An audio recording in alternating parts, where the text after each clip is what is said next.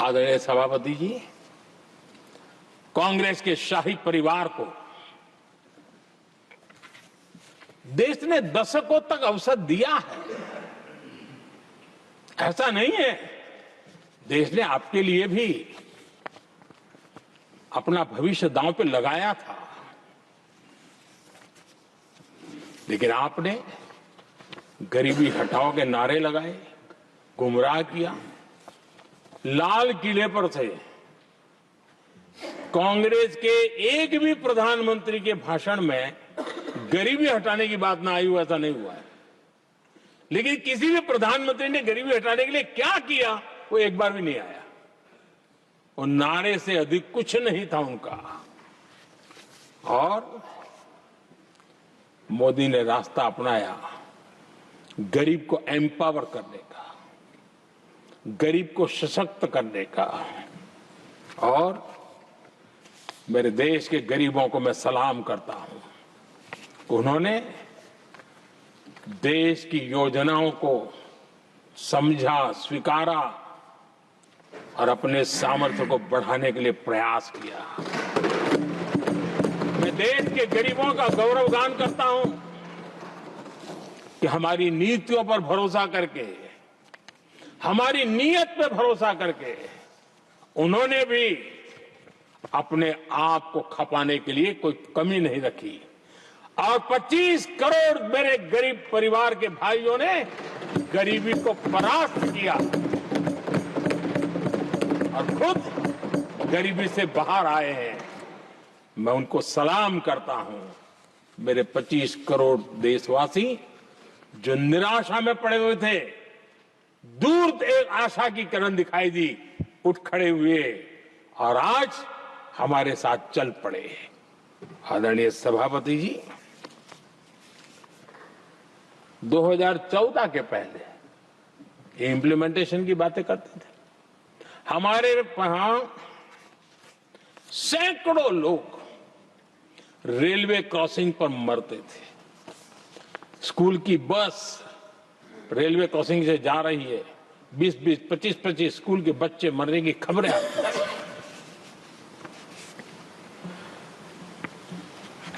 Unmanned railway crossing, वो इतना बड़ा काम नहीं था कि नहीं कर सकते थे। ये काम भी मुझे करना हुआ और हमने सारे अनमैन्ड क्रॉसिंग बंद कर दिए, लाखों लोगों की जिंदगी बचा ली। इसलिए ये मोदी की कब्र खोदना चाहते हैं। आदरणीय सभापति जी, 2014 से पहले इस देश में 18,000 गांव ऐसे थे जिनको बिजली का मतलब पता नहीं था।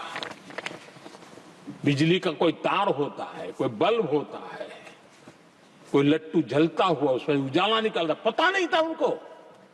18,000 गांव 2014 के बाद जब आपने हमें दायित्व देशवासियों ने दिया, उन 18,000 गांव जिन्होंने कभी बिजली का मुंह तक नहीं देखा था, बिजली का शब्द भी कान पे नहीं सुना था, उन गांवों में उजाला पहुंचाया। इसलिए इनको मोदी की कब्र खोदने के सिवाय अब कोई रास्ता नहीं दिख रहा है। आदरणीय सभापति जी, वो भी एक वक्त था जब देश में बार बार खबरें आती थी, मीडिया में हेडलाइन हुआ करती थी, सरहद की स्थिति के संबंध में बयान आते थे। गोला बारूद नहीं है, बुलेट प्रूफ जैकेट नहीं है, बर्फ के बीच खड़ा है, बर्फ में खड़े रहने के लिए जो जूते चाहिए वो जूते तक नहीं उसके पास। ये खबरें आती थी। हमने देश के जवानों के लिए खजाने खोल दिए। देश के जवानों को जो चाहिए वो देने की दिशा में चल पड़े। और इसलिए वो चाहते कि अब तो कोई रास्ता बचा नहीं है, बस कब्र खुदेगी मोदी की। यही एक रास्ता उनके लिए बचा है। आदरणीय सभापति जी, एक बार उत्तर प्रदेश के वर्तमान मुख्यमंत्री जी ने सदन में भाषण करते करते वो रो पड़े थे। दिमागी बुखार के कारण बच्चे, अनगिनत बच्चे मर रहे थे। इनको कभी सूझा नहीं कि इस दिमागी बुखार से मुक्ति दिलाई जा सकती है। आदरणीय सभापति जी, आंख की बीमारी ट्रकोमा, लोग परेशान होते थे, आंखें चली जाती थी और विज्ञान प्रगति कर चुका था, हो सकता था, वो नहीं कर सकते थे। हमने दिमागी बुखार से भी मुक्ति दिलाई और हमने ट्रकोमा से भी देश की लोगों की आंखें बचाई। यही सफलताएं हैं, यही संवेदनशीलता है। समाज के लिए जीने मरने का यही संकल्प है। पल पल,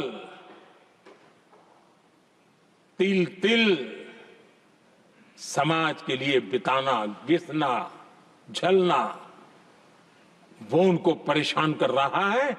तब जाकर के मोदी तेरी कब्र खुदेगी, ये मंत्र लेकर के चल रहे हैं, ये सपने देख करके चल रहे हैं और बातें लोकतंत्र की करते हैं।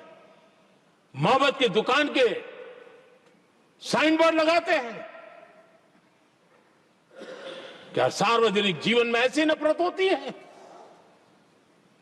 आदरणीय सभापति जी, इनकी सरकार रिमोट से चलती थी, मेरी सरकार भी रिमोट से चलती है। 140 करोड़ देशवासी मेरा रिमोट है।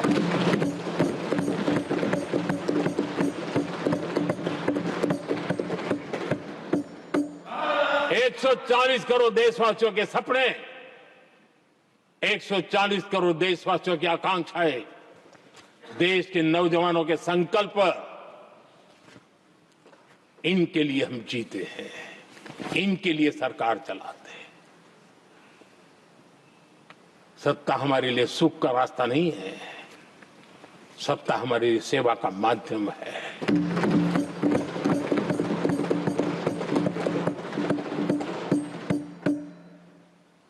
मुद्रा योजना, लाखों करोड़ों की मदद मिली, स्वरोजगार को बल दिया।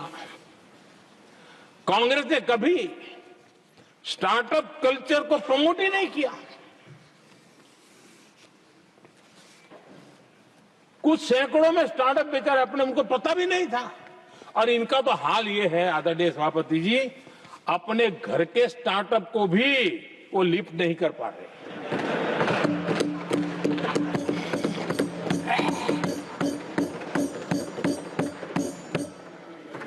और हमारी सरकार में आज 2 लाख से ज्यादा स्टार्टअप है। और जब सफलता एक के बाद एक जन सामान्य के दिलों को जीतती है ना, तब जाकर के उनके पास एक ही रास्ता बचा है, मोदी तेरी कब्र खुदेगी।